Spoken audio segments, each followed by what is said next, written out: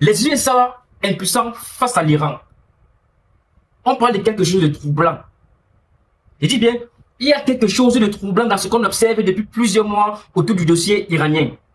Ce n'est pas une révélation fracassante, ni un coup de théâtre, plutôt une accumulation de faits qui, mis bout à bout, pose une question qu'on n'osait pas vraiment formuler il y a encore 2 ans. Est-ce que la puissance américaine face à l'Iran commence à montrer ses limites? Si oui, est-ce que ça voudrait dire quelque chose de plus large sur l'état du monde d'aujourd'hui? Je vais essayer d'explorer ça calmement, sans dramatiser, avec ce qu'on sait et en disant clairement ce qu'on ne sait pas. Comme d'habitude, c'est l'objectif de cette chaîne. Une fois de plus, bienvenue sur cette vidéoconférence. Si tu n'es pas encore abonné, c'est le moment. Abonne-toi, tu ne paies rien, en plus c'est gratuit. Commençons déjà par ce qui est important. Commençons par les faits bruts, parce que la chronologie ici est importante. Au début de 2025, l'Iran intensifie ses activités d'enrichissement d'uranium, atteignant des niveaux de pureté allant jusqu'à 60% autant pour moi. Et l'AIEA indique que le pays possède environ 250 kg d'uranium enrichi à ce niveau, ce qui est potentiellement produit, ce qui peut autant pour moi, potentiellement produire plusieurs armes nucléaires s'il est enrichi davantage. Face à ça, Donald Trump envoie une lettre directement à Khamenei en mars 2025, proposant de négocier. Les deux pays entament une série de négociations à partir d'avril 2025, avec une première réunion à Oman, le 12 avril, décrite comme constructive. 5 cycles de discussions ont lieu entre avril et mai, et puis ça s'arrête.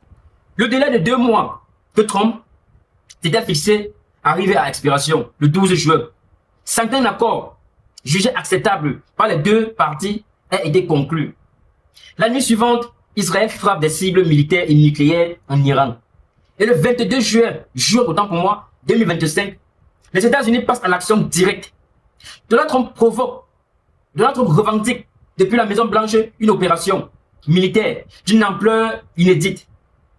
L'opération Midnight Hammer contre 3 sites nucléaires iraniens, Fordo, Natanz et Isfahan. C'est là que les choses deviennent intéressantes. L'AIEA ne sait pas dans quelle mesure les centrifugeuses autant pour moi, ont été affectées.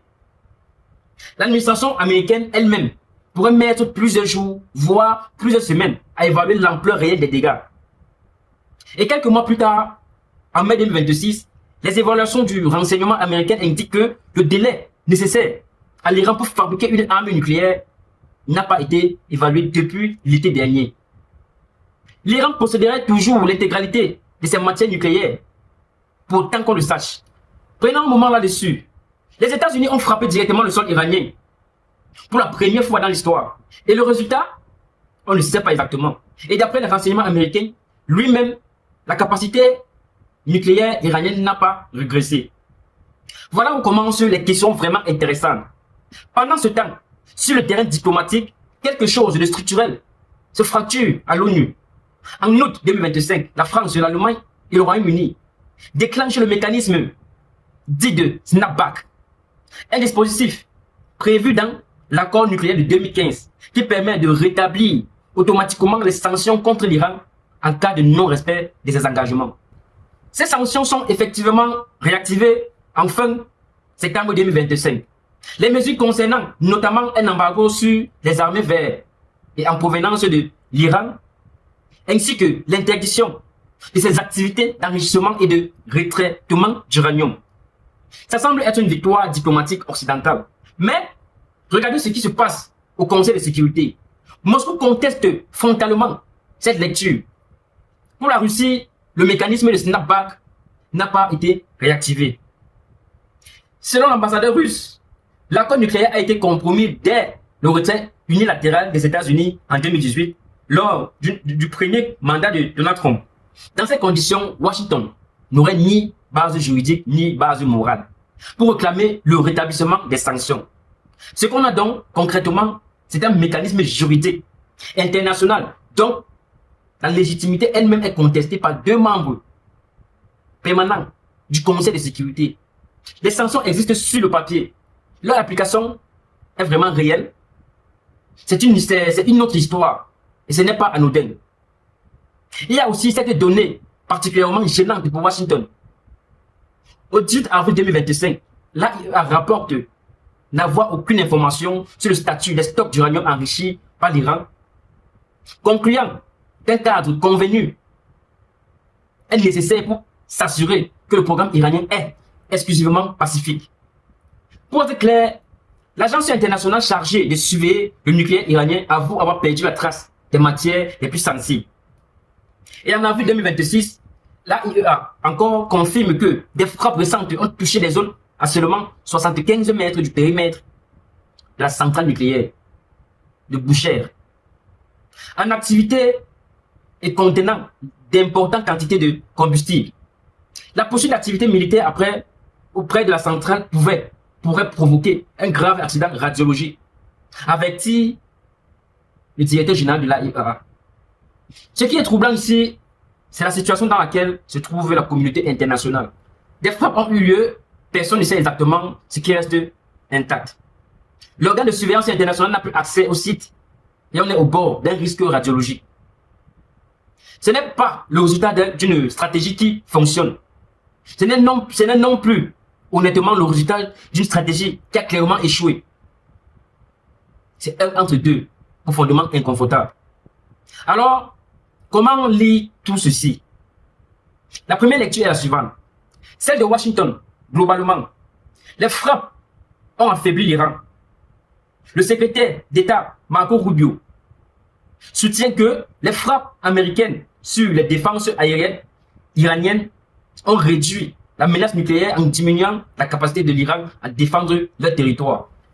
Et il est vrai que des assassinats des scientifiques nucléaires iraniens de premier plan ont été menés par Israël, ce qui ajoute, selon certains experts, une incertitude majeure sur la capacité de Téhéran à construire une bombe fonctionnelle. Donc, selon cette lecture, le programme a été retardé, même si on ne sait pas de combien. Deuxième lecture, celle que portent Moscou et Pékin à l'ONU. Selon le représentant russe, les événements récents montrent que le règlement diplomatique n'était pas dans les projets des États-Unis et de leurs alliés. Selon cette version, les négociations de 2025 n'étaient pas sincères. Elles servaient à justifier une action militaire déjà décidée. C'est une accusation lourde. Je ne dis pas qu'elle est juste, je dis qu'elle est formulée ouvertement au Conseil de sécurité. Troisième lecture, peut-être plus confortable encore. L'Iran, lui, n'a pas capitulé. L'Iran est signataire du traité sur la non-prolifération des armes nucléaires, mais a refusé aux inspecteurs de l'AIEA l'accès aux sites nucléaires bombardés par les États-Unis. Et malgré les frappes, malgré les sanctions, malgré la pression maximale, le programme existe toujours. Les matières fissiles sont quelque part et personne ne sait exactement où.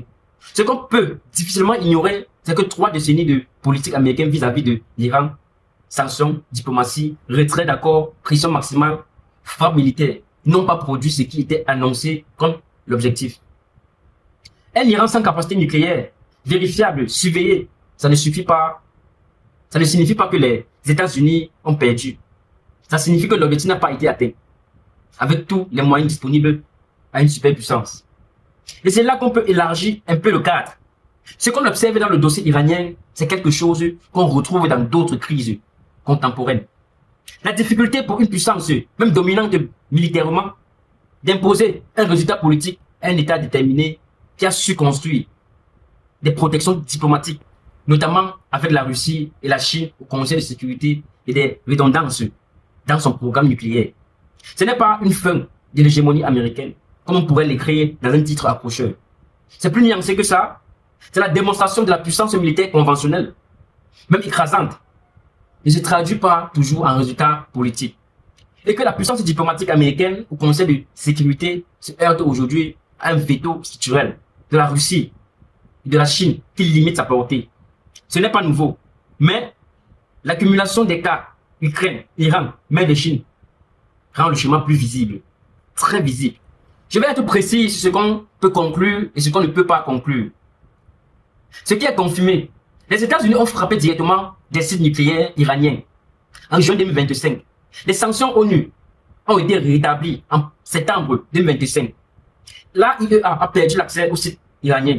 Le renseignement américain estime en mai 2026 que la capacité nucléaire iranienne n'a pas régressé significativement.